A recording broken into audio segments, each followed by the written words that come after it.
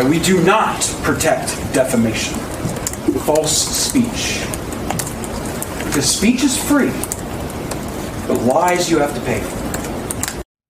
Ooh, as a former trial attorney, I like that line. That was attorney Mark Bankston in his opening statement last week. He's representing the parents of a Sandy Hook victim as part of a defamation case against InfoWars host Alex Jones. This week, a Texas jury ordered Jones to pay millions of dollars in compensatory damages to the parents. During the trial, Bankston revealed to Jones that his own lawyer mistakenly provided years' worth of Jones's emails and text messages. Rolling Stone reporting that within minutes of that revelation, the 1-6 committee began deliberating about retrieving Alex Jones's communications as part of their probe into the insurrection. Here's attorney Mark Bankston again on how Alex Jones's legal team has responded to that. What is interesting to me that suddenly early this morning, I guess after they went home and reviewed what's in that phone, they decided to file an emergency motion. And that motion sought to prevent me from turning those text messages over to the January 6th committee. I will tell you and the world right now that I've only had the phone free and clear for a matter of 48 hours. There's 2.3 gigs on it. I don't know fully what's on it. I don't know if Mr. Jones has reason to be alarmed. And just why would the 1-6 committee be so interested in Jones's texts and emails from the past 3 years? According to a subpoena letter the committee sent to Jones last November, Jones was told by the Trump White House on January 3rd, 2021, to, quote, lead a march to the Capitol, where President Trump would meet with the protesters. The Sandy Hook defamation trial has exposed the truth about a horrible tragedy, that Alex Jones admittedly lied about the innocent children that were massacred at the school. Perhaps thanks to that trial, we'll learn the truth behind another tragedy, the attack on our nation's democracy. Joining me now is Aswin Suebasang. He is the senior politics reporter for Rolling Stone magazine. Aswin, can you walk us through the latest that you know about the January 6th committee's deliberations on obtaining Alex Jones's text messages and emails? What do we know so far? Well, what happened here was we can kind of look at this through the prism of a years-long butterfly effect, because long before Donald Trump was president, long before the January 6th riot, Alex Jones, a very popular far-right conspiracy theorist and talk show host, liked to talk about mass shootings that were big in the national news and accuse absolutely baselessly that families that were grieving over their dead loved ones and their murdered children, that they were crisis actors, that this was all a conspiratorial plot by the federal government or other dark forces to stage fake mass shootings so they could create a pretext to come and steal ordinary Americans' guns. That's Alex Jones's playbook, or at least one of his playbooks over the many years whenever there's been a big mass shooting in the news. Just one of these mass shootings was Sandy Hook. So obviously the butterfly effect and ripple effect here is that he does his shtick about this shooting, and then it results in these defamation suits. And years down the road, he happens to have a legal team that is shambolic enough that they apparently accidentally sent an entire digital copy of his phone over to opposing counsel, which then within minutes, if not seconds, of the opposing counsel announcing on a live stream while Alex Jones is being grilled under oath on the stand that they have this digital copy encompassing 2, maybe 3 years of Alex Jones's secret communications.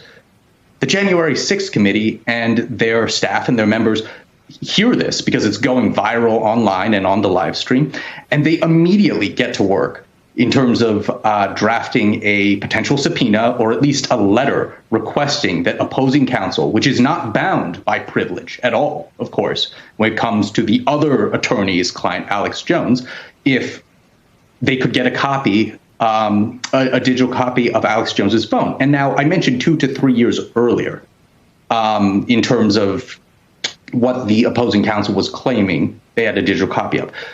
A 2 to 3 year time span, of course, that includes the lead up to the January 6th riot. the January 6th riot itself and the aftermath of it. So this is why federal law enforcement, different agencies, and the congressional investigators and lawmakers on the January 6th committee on Capitol Hill are so interested in the digital copy of this phone, which apparently they were not able to get their hands on earlier through regular course of actions and subpoenas, et cetera, et cetera. The fact that it was apparently accidentally sent to the Sandy Hook victims' parents' attorney, who is not bound by privilege at all when it comes to someone like Alex Jones, is maybe the only reason that these investigators are going to be able to get their hands on this digital copy. Now, it's a darkly hilarious chain of events, one that could end Alex Jones up in even more legal hot water than he's already in. But having said that, the usual throat clearing here is that we don't know what is going to necessarily be on this digital copy that may or may not be handed over to investigators. We have no idea if it's going to be useful for any of these investigations about January 6th or the anti-democratic crusade led by Donald Trump that led to that riot. But what we do know is that investigators, both on Capitol Hill and in federal law enforcement, are apparently very interested in what's on it. I think there's actually a pretty decent treasure trove of information that's going to be there. But Aswin, we know that the original subpoena that was sent back in November from the 1-6 committee, it believes that Jones helped organize the rally on the Ellipse, as you mentioned, that he spoke at the rally the day before at Freedom Plaza. He was told by the White House to lead the march to the U.S. Capitol, and it implied that he, quote, had knowledge about the plans of the former president with respect to that rally. I mean, what more could the 1-6 committee hope to learn from these messages? I suspect that it would start from the very beginning, which would include any communications or strategic planning by or on behalf of Donald Trump with people like Bannon and with other really huge Trump acolytes, right? Well, that is correct. One thing that they are hoping to learn about this is if he had any communications with certain Trump associates or high-profile Trump associates, and what that had to do with anything with the planning of, okay, what are we going to do during or after the rally? Because with as much information as the January 6th committee currently has, as much as they have through interviews, subpoenas, treasure troves of documents from a variety of sources, there are still unanswered questions about exactly who coordinated with whom, to what degree the West Wing had contact with certain figures on the outside who were involved in not just pushing these anti-democratic lies, but some of them were potentially on the ground while the rioting was going on. Again, I don't want to get over anybody's skis. As I said earlier, there are a lot of unanswered questions here and blank spaces. But the committee is hoping that at least one or two, maybe more of those questions can be answered with a closer glimpse into Alex Jones's private communications during and around the time of the riot. And if there were communications with certain top Trump people that could shed more light on what kind of coordination there was or wasn't. I'd also hazard the guess, Aswin, that Alex Jones's private communications are pretty damn horrible. Aswin Suebasang from Rolling Stone, thank you so much for being here. You have to come back because you always tease that there's some really kind of good stuff that's coming up. So you got to come back and talk to us about Trump and his lawyers and who's actually sweating right now. But we appreciate you being here. Anytime you'd like to have me, just let me know.